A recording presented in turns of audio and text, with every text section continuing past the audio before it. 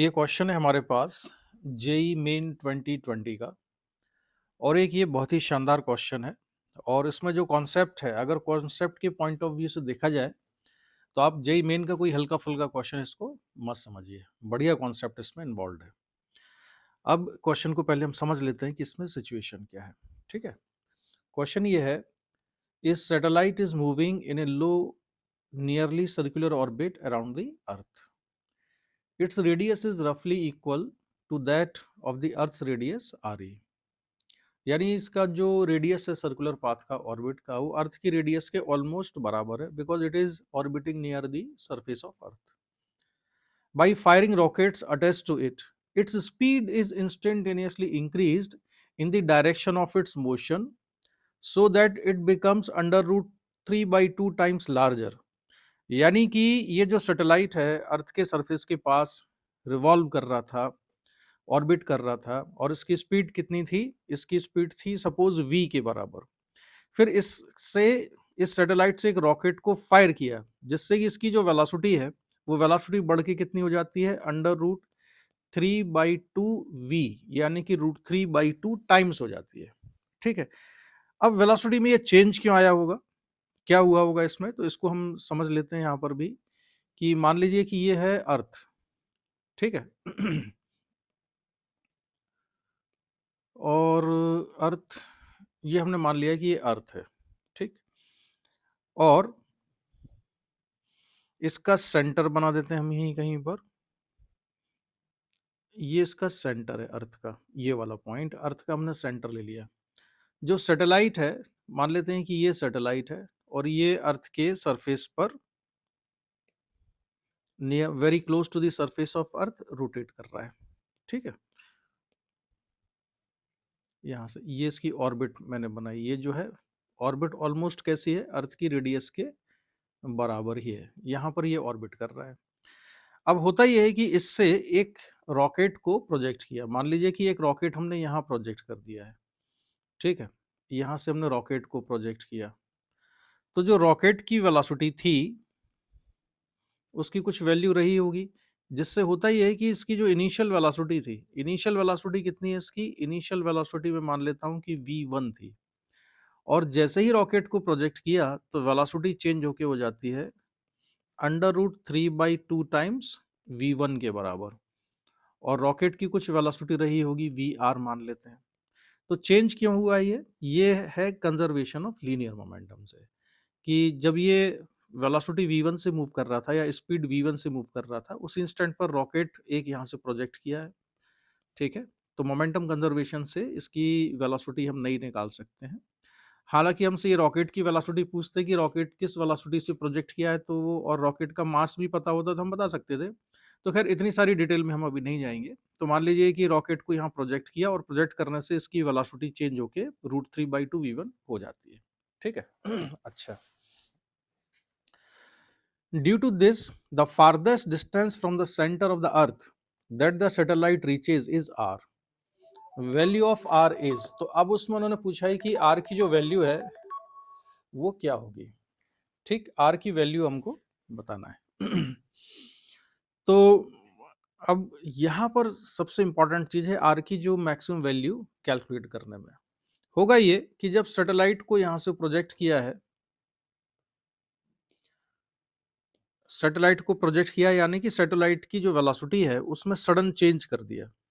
और सैटेलाइट की वेलोसिटी में जब सडन चेंज होगा और √3/2v1 हो जाएगा, तो सैटेलाइट इस ऑर्बिट में नहीं मूव कर सकता, क्योंकि हर ऑर्बिट में रहने के लिए एक पर्टिकुलर वेलोसिटी की जरूरत होती है, पर्टिकुलर स्पीड की जरूरत होती है।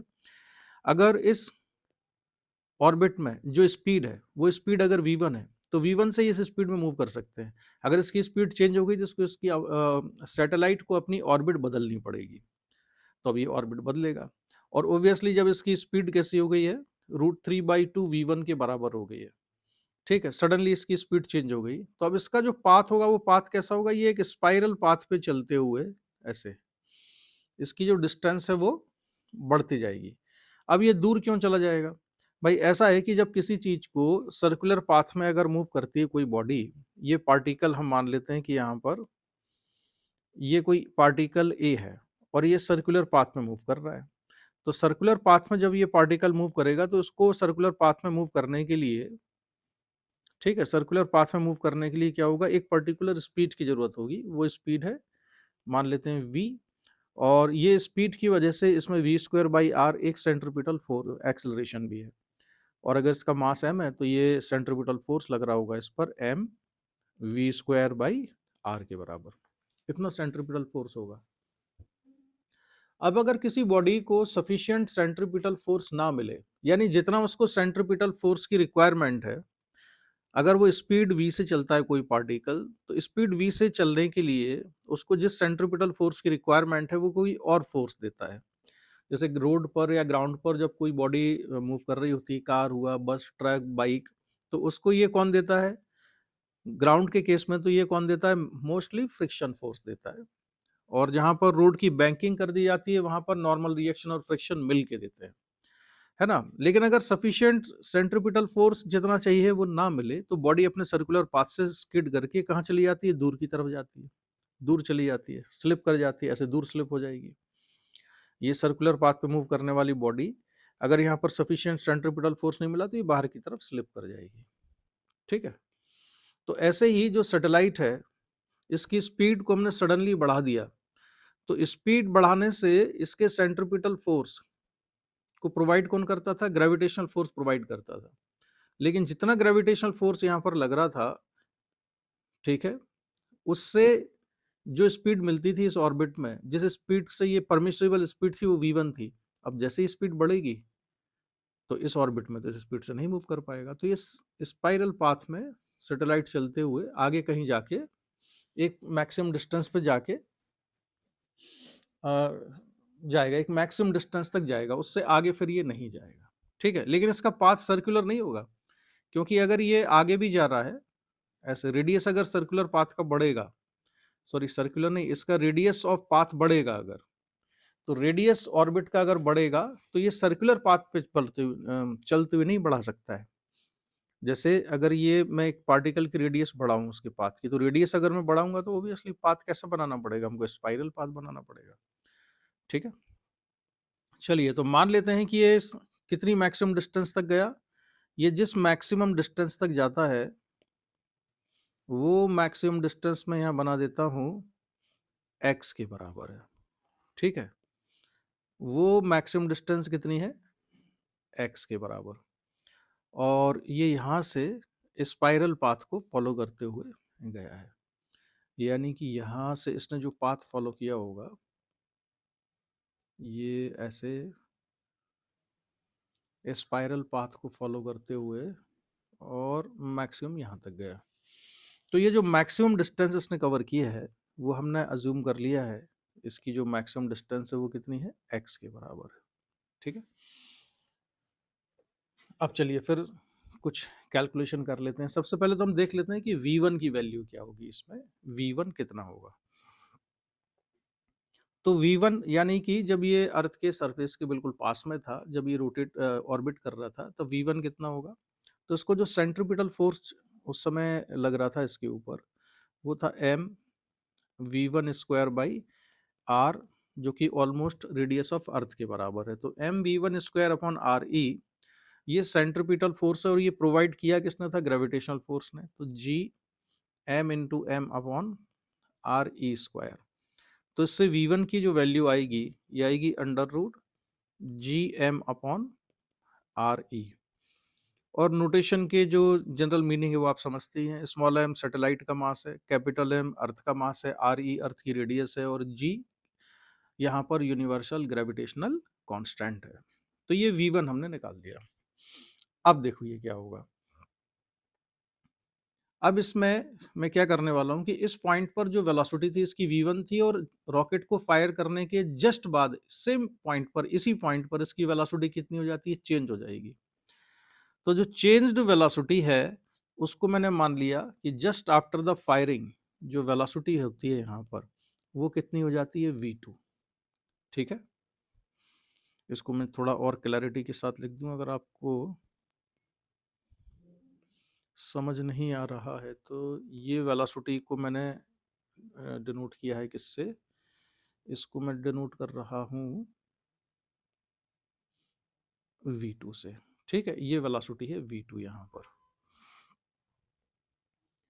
अब जब पार्टिकल मैक्सिमम डिस्टेंस पर पहुंचेगा, जैसे थोड़ा और एक्सप्लेन करूंगा मैं अभी इसको आपको ठीक से समझाने के लिए, कि अगर सैटेलाइट यहाँ पर है इस वाले पॉइंट पर, तो उसकी जो वेलोसिटी है वो होगी टेंजेंशियल। तो क्योंकि वेलोसिटी हमेशा टेंजेंशियल ही होती है, इस वेलोसिटी की को अगर हम देखें तो इस वेलोसिटी का जो एक कंपोनेंट है, एक कंपोनेंट हम यहाँ कर लें इधर, ठीक है, यानी कि जिस डायरेक्शन में फोर्स लग रहा है, तो ये कंपोनेंट किस डायरेक्शन में आएगा, इस वेलोसिटी को अगर मैं नाम दे देता हूँ, सपोज ये वेलोसिटी है v4, तो इसका एक कंपोनेंट यहाँ हो जाएगा, ठीक है, और एक हो जाएगा इसके परपेंडिकुलर। किसके परपेंडिकुलर, दोबारा से मैं समझाता हूँ। ये वेलोसिटी v4 जो है, इसका एक कंपोनेंट किया मैंने रेडियस वेक्टर के अलोंग कर दिया और एक रेडियस वेक्टर के परपेंडिकुलर कर दिया, या एक कंपोनेंट मैंने किया है सैटेलाइट को अर्थ के सेंटर से ज्वाइन करने वाली लाइन के अलोंग। ठीक है, एक v4 का कंपोनेंट ये किया और दूसरा v4 का कंपोनेंट मैंने ये वाला कर दिया। ये दो कंपोनेंट है। अब इनके भी कुछ मैं नाम ले लेता हूं। इसको मैंने लिखा v4, ये जो कंपोनेंट लिखा मैंने, इस कंपोनेंट को मैं नाम दे रहा हूं v4, इसको लिख देता हूं चलो y, और इसको नाम दिया मैंने v4x के बराबर। तो जो v4x है, ये कंपोनेंट परपेंडिकुलर है सैटेलाइट को अर्थ के सेंटर से ज्वाइन करने वाली लाइन के, और जो ये वाला ये जो कंपोनेंट है ये परपेंडिकुलर है, और ये v4y किधर है, ये है अर्थ के सेंटर के अलोंग ही है, मतलब इस लाइन के अलोंग ही है। जब तक ये वाला कंपोनेंट जीरो नहीं होता, सैटेलाइट का डिस्टेंस अर्थ के सेंटर से बढ़ता रहेगा। ये वाला कंपोनेंट इसको कहाँ ले जाएगा, दूर ले जाएगा, और जो ये कंपोनेंट होगा ये इसको देगा सेंट्रीपिटल फोर्स। ठीक है, तो ये वाला कंपोनेंट जब तक जीरो नहीं होता है तब तक ये इसकी डिस्टेंस बढ़ती रहेगी। तो मैंने मान लिया था, इसमें मैंने ये अज्यूम कर लिया है कि x क्या है, मैक्सिमम डिस्टेंस है। अगर x मैक्सिमम डिस्टेंस है सैटेलाइट की, तो इस डायरेक्शन में जो वेलोसिटी का कंपोनेंट है वो हो गया होगा जीरो, और कंपोनेंट कहाँ बचेगा, केवल इधर x डिस्टेंस के, या इस लाइन के जो कि सैटेलाइट से सेंटर को ज्वाइन करती है, इस लाइन के परपेंडिकुलर ये कंपोनेंट होगा। तो इस वेलोसिटी को मैं नाम दे रहा हूं अभी यहाँ पर, ये वेलोसिटी को नाम दिया मैंने, ये है v3 के बराबर। ठीक है, तो अब मैं फिर से रिमाइंड करा दूं कि एक वेलोसिटी थी v1। ये v1 वेलोसिटी कब थी, ये v1 तब थी वेलोसिटी जब ये रेडियस आर ई यानी कि अर्थ के सरफेस के पास में घूम रहा था। इसके बाद जैसे ही रॉकेट को फायर किया तो उसकी वेलोसिटी में सडन चेंज हुआ। वो सडन चेंज होने के बाद वेलोसिटी कितनी है, √3/2 v1 के बराबर है। ठीक है, इसी पॉइंट पर है ये दोनों वेलोसिटी, एक रॉकेट को फायर करने की ठीक पहले, और v1 इंटू √3/2 है रॉकेट को फायर करने के ठीक बाद।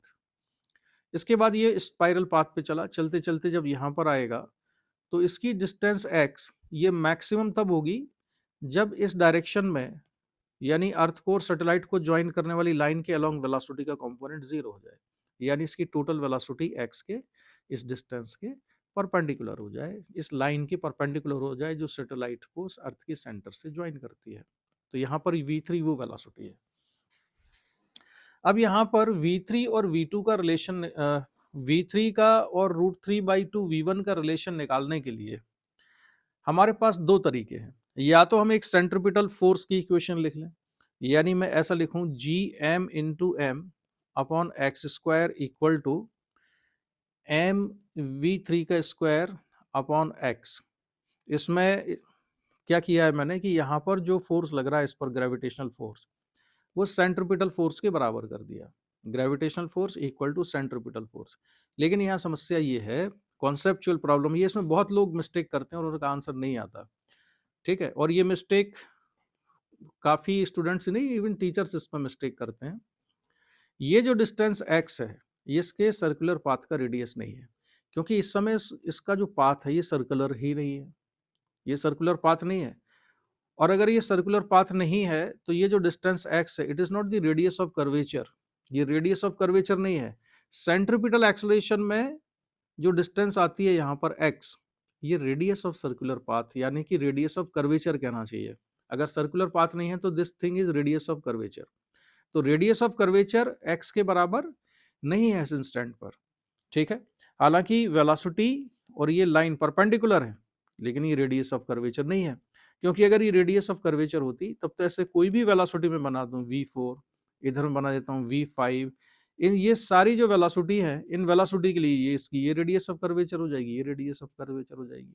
तो स्ट्रेट लाइन के अगर वेलोसिटी परपेंडिकुलर है तो केवल वेलोसिटी का परपेंडिकुलर हो जाना ही इस बात की गारंटी नहीं है कि ये डिस्टेंस रेडियस ऑफ कर्वेचर है। इस पर फिर किसी क्वेश्चन में कभी चर्चा करेंगे हम लोग, ठीक है। इसका यूज वैसे रोलिंग मोशन में भी मैंने डिस्कस किया है इसको, तो इसके बारे में हम बाद में करेंगे। अभी फिलहाल आप इतना समझ लीजिए कि ये जो x डिस्टेंस है, this is not the radius of curvature of the satellite at this point, लेकिन ये परपेंडिकुलर डिस्टेंस जरूर है यहाँ से यहाँ तक की वेलोसिटी की परपेंडिकुलर जरूर है ये लाइन। तो इसमें हमें क्या करना चाहिए, वी कैन अप्लाई, अच्छा इसको मैं बता दूं, कंफ्यूजन ना हो जाए कि ये जो चीज हमने लिखी है गलत है, इसको अप्लाई नहीं किया जा सकता, ठीक है।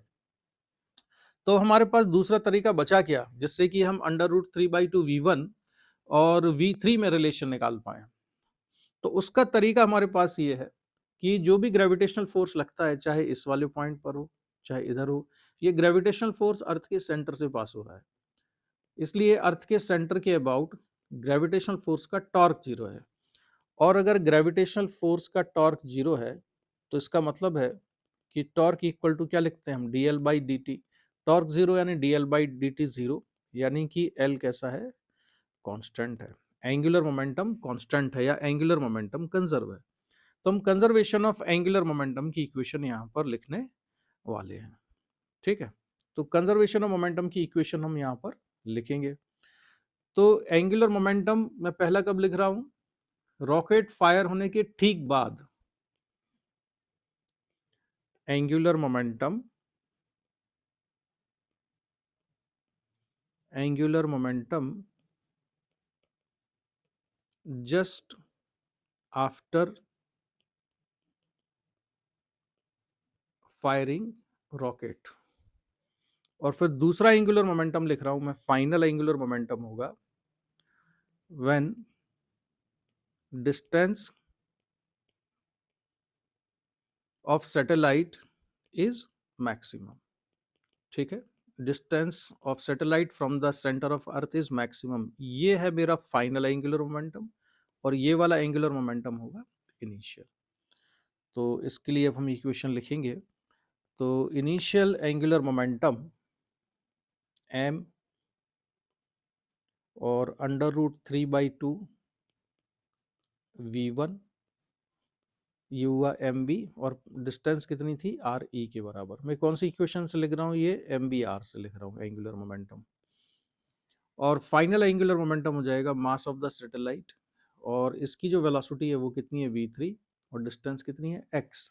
तो यहाँ से v3 का एक रिलेशन हमारे पास आ गया x की टर्म्स में, v3 इक्वल टू हो जाएगा √3/2 v1 अपॉन x के बराबर।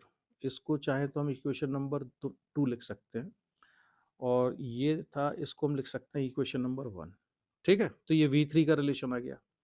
अब नेक्स्ट चीज जो हम यहाँ पर अप्लाई कर सकते हैं, अगली चीज, वो है कंजर्वेशन ऑफ मैकेनिकल एनर्जी।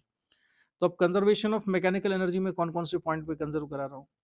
एक तो कंजर्वेशन ऑफ मैकेनिकल एनर्जी में लिखूंगा just after firing the rocket, और दूसरी मैकेनिकल एनर्जी लिख रहा हूँ इस वाले पॉइंट पर, ठीक है, जब ये इसकी डिस्टेंस मैक्सिमम हो जाती है। तो using conservation of mechanical energy,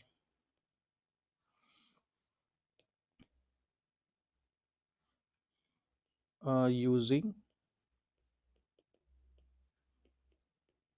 conservation of mechanical energy. तो इनिशियल पोटेंशियल एनर्जी कितनी है, इनिशियल पोटेंशियल एनर्जी आएगी इसकी -g m/m/r/e के बराबर, प्लस काइनेटिक एनर्जी होगी 12 m v1 square sorry V1 square नहीं, just after firing the rocket था ना, तो ये है √3/2 V1 और इसका whole square equals to final gravitational potential energy -Gm×m/x। ये कहाँ पर लिखी है हमने? जब डिस्टेंस सैटेलाइट का अर्थ के सेंटर से मैक्सिमम हो जाता है, plus kinetic energy half mv3 का स्क्वायर। ठीक है, तो ये भी एक काफी इंपॉर्टेंट इक्वेशन है क्वेश्चन में।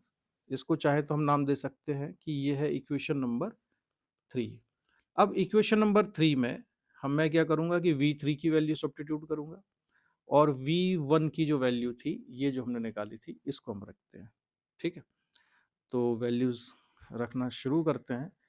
तो ये होगा -Gm×m/r/e प्लस हाफ m3/2 हो जाएगा ये। और V1 की वैल्यू कितनी थी? Gm/r/e, स्क्वायर करेंगे तो अंडर रूट हट गया, इक्वल टू, और ये minus Gm×m/x as it is plus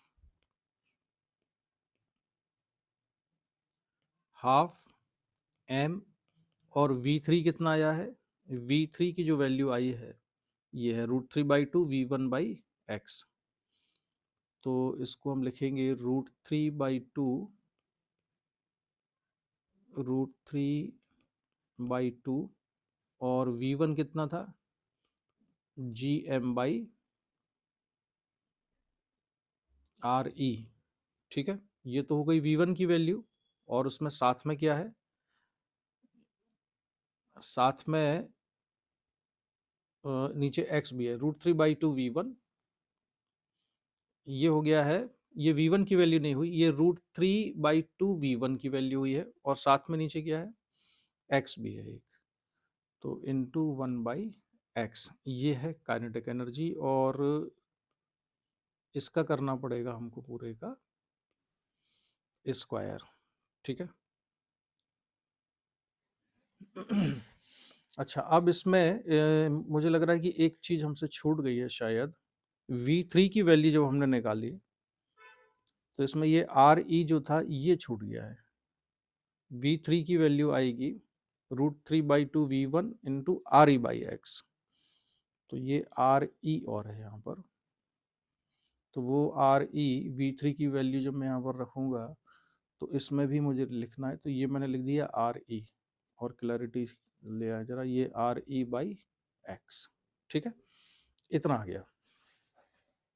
अब देखो इस पूरी इक्वेशन में GMM, ये G कैपिटल में स्मॉल m कॉमन है, तो मैं दोनों तरफ से ये कॉमन निकाल के कैंसिल करता हूँ, तो जो यहाँ बचेगा वो है -1/RE प्लस यहाँ से बचेगा 3/4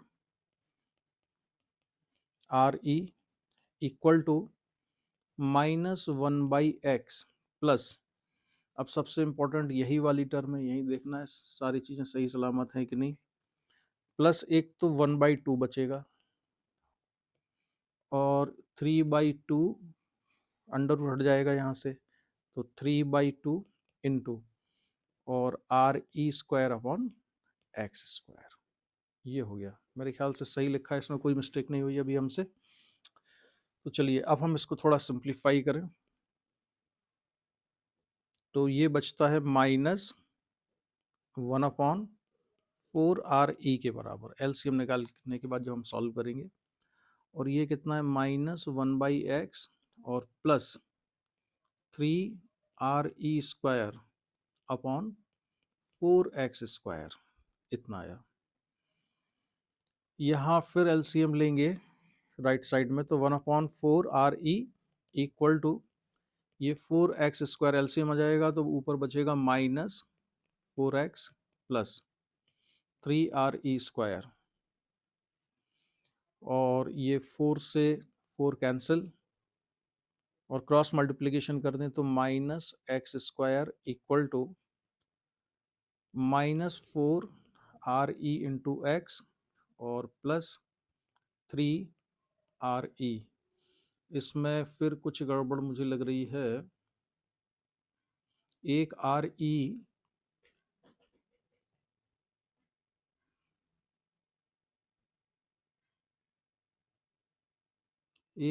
ई कहीं मिस हुआ है।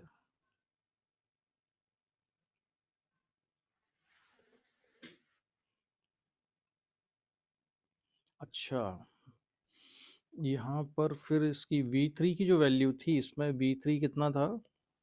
V3 था V1 आर ई, और ये x था, तो V3 की वैल्यू थी √3/2 R E V1 upon x, √3/2 V1 R E by x.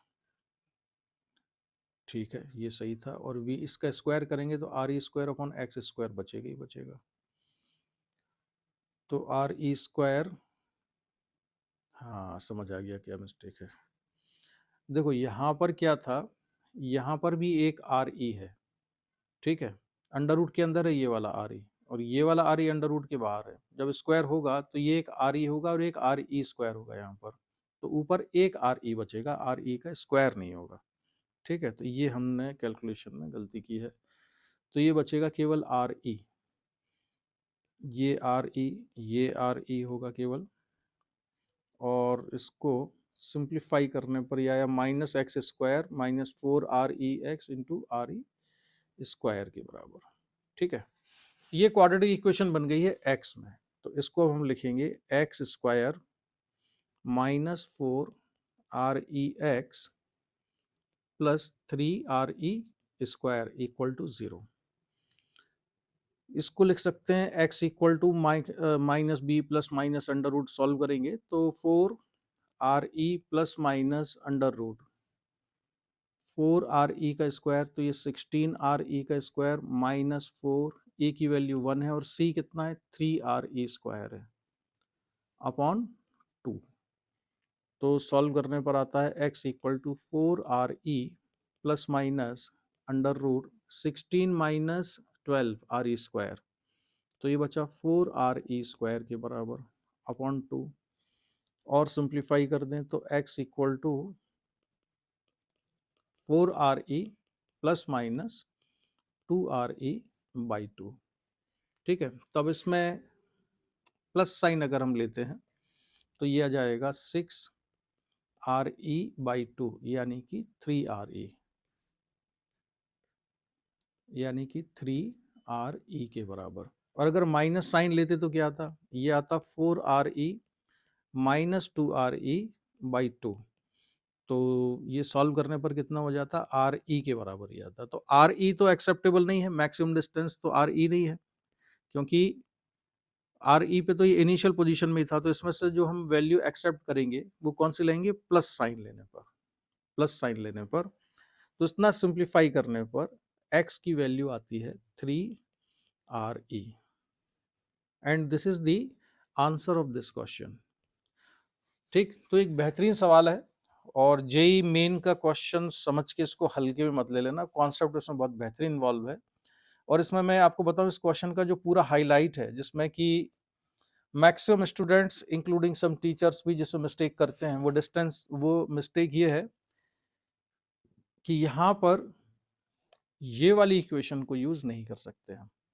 ठीक है, ग्रेविटेशनल फोर्स सेंट्रीपिटल फोर्स के बराबर। उसका रीजन ये है कि जो एक्स है यहाँ पर, ये जो स्ट्रेट लाइन है, ये जो डिस्टेंस है, ये रेडियस ऑफ कर्वेचर के बराबर नहीं है, जबकि वेलोसिटी इसके परपेंडिकुलर है। मैं आपको एक बार फिर एक्सप्लेन करूं कि किसी स्ट्रेट लाइन का वेलोसिटी की परपेंडिकुलर हो जाना, इस बात की गारंटी नहीं है कि वो रेडियस ऑफ कर्वेचर हो जाएगा। जैसे कि एक बॉडी मान लेते हैं कि रोलिंग मोशन में है, और रोलिंग मोशन में है और सेंटर ऑफ मास की वेलोसिटी है सपोज v0, तो टॉप मोस्ट पॉइंट की वेलोसिटी कितनी होगी इसकी, 2v0 के बराबर होगी। अब मैंने एक स्ट्रेट लाइन खींची यहाँ से, और ये पॉइंट है सपोज ए, ये है बी, ये है सी, डी, और इसको हम मान लेते हैं ई। तो पॉइंट ई की जो वेलोसिटी है वो 2v0 के बराबर है, और ये जो लाइन ए ई है उसकी परपेंडिकुलर है। तो क्या ये ए ई रेडियस ऑफ कर्वेचर हो जाएगा इस पॉइंट के लिए? नहीं हो सकता। क्योंकि इसी की तरह से मैं इसको देखूं कि जो बी पॉइंट की वेलोसिटी है यहाँ पर, बी की वेलोसिटी भी किधर आएगी, इसी डायरेक्शन में। सी की वेलोसिटी भी इधर ही है, डी की वेलोसिटी भी इधर है, ई की वेलोसिटी भी ये है। तो सेम पॉइंट ए, इन सभी वेलोसिटी के लिए सेंटर ऑफ कर्वेचर या ये जो डिस्टेंस है ये रेडियस ऑफ कर्वेचर की इक्वल नहीं हो जाएगी। रेडियस ऑफ कर्वेचर इक्वल होने के लिए कुछ अलग कंडीशन सेटिस्फाई करनी पड़ती है। रेडियस ऑफ कर्वेचर क्या होती है?